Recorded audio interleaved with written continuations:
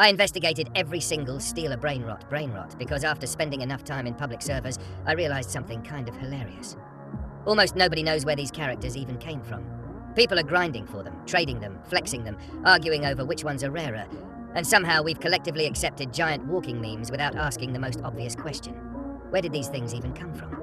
So I decided to become the internet detective nobody asked for. My search history looked like it had been possessed. I had dozens of tabs open filled with obscure memes, old TikToks, random Instagram posts, AI-generated videos that looked like they were created during a power outage, and enough Italian-sounding nonsense to accidentally summon somebody's grandmother. The deeper I went, the more obvious it became that Steal a Brainrot didn't invent these characters. It borrowed them from one of the weirdest corners of internet culture, polished them up, threw them into Roblox, and somehow created one of the biggest trends on the platform. So let's rewind to where this whole thing started. The term Brainrot wasn't originally about giant creatures screaming nonsense. It described internet content that was so repetitive, so absurd, and so impossible to escape that it basically occupied your thoughts against your will. You'd hear one sound effect once, then suddenly you'd be quoting it 3 days later without realizing it. Social media became flooded with these strange AI-generated animals, bizarre voiceovers, random dancing characters, and phrases that made absolutely zero grammatical sense. Somehow, that complete lack of logic became the entire joke. The less sense something made, the funnier people found it. Then artificial intelligence entered the picture, and everything exploded. AI image generators became accessible to almost everyone. Text-to-speech voices became oddly expressive, and editing apps made it ridiculously easy to stitch together chaotic videos in minutes. Instead of spending hours animating something, creators started throwing together combinations nobody would ever think of naturally. A crocodile with airplane wings, a shark wearing sneakers, a monkey fused with household furniture. None of it had to make sense, because confusion became the entertainment. That's the environment Steal a Brainrot pulled from. Instead of creating completely original mascots, the game celebrates these already existing viral creations by transforming them into collectible characters. The most recognizable example has to be Tung Tung Tung Sahur. If you've played the game for more than 5 minutes, you've probably seen him running around like he owns the place. But the origin is even stranger than the Roblox version. The phrase came from the traditional drum sounds used during Ramadan to wake people before dawn for Sahur. Online creators took those rhythmic drum sounds, exaggerated them into an overdramatic chant, layered distorted voices over the top, added ridiculous animation, and suddenly the internet had created a character whose entire personality revolved around screaming a wake-up call with maximum intensity. It started as cultural inspiration, got remixed into meme culture, and eventually evolved into one of Roblox's most recognizable brainrots. Then there's Tralalero Tralala, which sounds like somebody accidentally leaned on their keyboard while singing opera. The origins trace back to absurd Italian meme videos where dramatic voices would sing complete nonsense with absolute confidence. That confidence became the joke. Imagine somebody delivering meaningless words with the emotional intensity of a movie finale. The contrast was hilarious. AI voices amplified the effect even further because they pronounced every ridiculous syllable with complete seriousness. Once TikTok discovered those videos, thousands of remixes followed, and before long, the character found a second life inside Roblox. Ballerina Cappuccino is another perfect example. The concept itself sounds like something invented during a lack of sleep. Take a ballerina, combine it with coffee, give it elegant movements, then surround the whole thing with surreal editing. Somehow people watched millions of times. The joke wasn't really about dancing or coffee, it was the commitment. Everyone involved treated the concept like high art, despite the fact it was objectively ridiculous. That level of commitment is exactly why these memes spread. They never wink at the audience. They fully embrace the chaos. Bombardero Crocodilo follows a similar pattern. You hear the name once, and immediately no logic has left the building.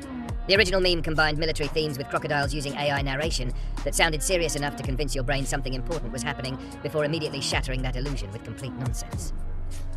The absurd contrast between dramatic presentation and meaningless content became the formula. Every new Brainrot character followed roughly the same blueprint. Pick 2 unrelated ideas, fuse them together, add AI narration, add dramatic music. Repeat until millions of people accidentally memorize the sound. Cappuccino Assassino pushed the formula even further. Instead of a simple coffee joke, creators turned the concept into an action hero. Suddenly, your morning drink had a secret identity. Again, none of this makes sense. That's exactly why people shared it. Social media rewards novelty. If your brain pauses for even 2 seconds trying to process what it's seeing, the algorithm notices people are watching longer. Confusion became engagement. Engagement became views. Views created trends. Trends created Roblox Brainrots. That's basically the entire life cycle. Then you have characters like Lirili Larila and Bombombini Gusini, whose names alone sound like someone randomized syllables until something stuck. Their origins usually trace back to Italian brainrot videos that exploded during the massive AI meme wave. Many of these videos weren't created by giant studios or famous influencers. They came from ordinary users experimenting with AI tools for fun. One successful video inspired hundreds of copies, each slightly stranger than the last.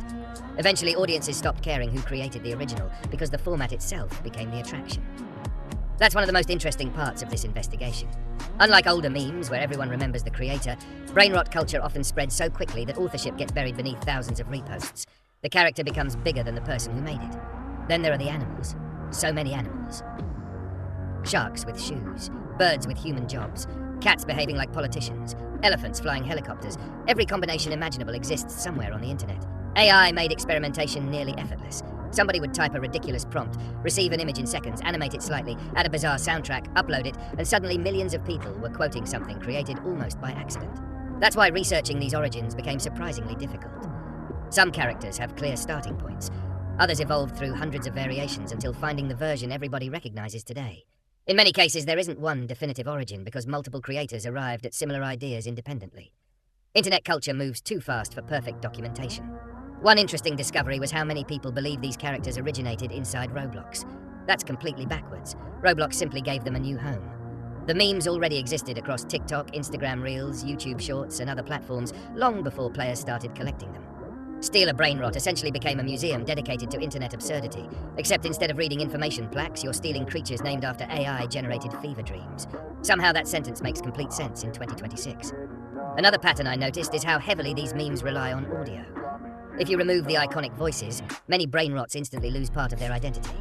The exaggerated pronunciation, dramatic pauses, distorted effects, and repetitive chants are what burn them into people's memories. That's why players immediately recognize certain brainrots before even seeing them. Their sounds became internet landmarks. You hear the first 2 seconds, and your brain immediately finishes the rest whether you wanted it to or not. That's textbook brainrot. During this investigation, I also found countless people arguing about which brainrot came first, which one copied another, and which versions deserve credit. The truth is surprisingly messy. Internet memes rarely follow straight lines anymore. One creator inspires another, someone remixes it, another person translates it, somebody else animates it. AI generates a different version. Roblox adopts the trend. Then millions of players assume Roblox invented everything. By the time the cycle finishes, the original source is almost impossible to identify. That's why many brainrots exist in multiple forms across different platforms. No single version owns the concept anymore. Community creativity takes over. Even the names reflect this evolution. Most aren't meant to be translated. They're designed to sound catchy, rhythmic, and memorable. The words don't always need definitions because their purpose isn't communication. Their purpose is recognition. If you hear Bombardiro Crocodilo once, you'll remember it.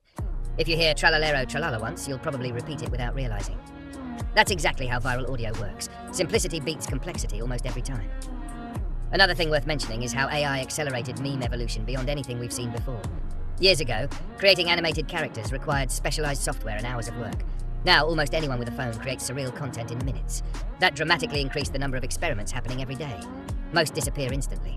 A handful explode worldwide. Steal a Brainrot effectively curates the winners. Instead of forcing players to scroll through thousands of random videos, it packages internet history into collectible characters. It's equal parts meme archive and chaos simulator. Looking back after researching everything, the funniest realization is that none of these characters were supposed to become cultural icons.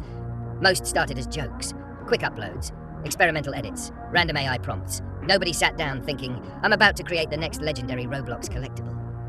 Yet somehow, millions of players now recognize these names instantly. That's the internet in a nutshell. Completely unpredictable.